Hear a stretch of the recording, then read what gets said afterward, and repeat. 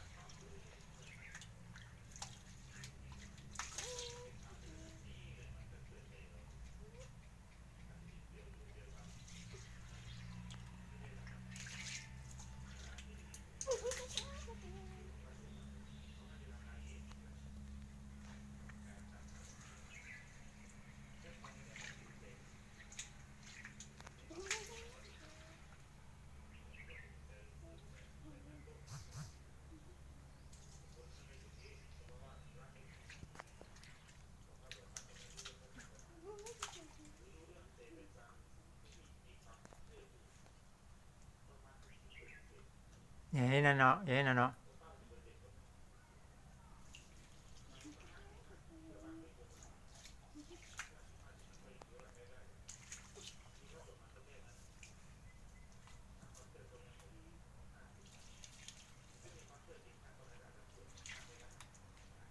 ก่อนเริ่มนั่งบนมาอากาศอะไรกดไกลๆ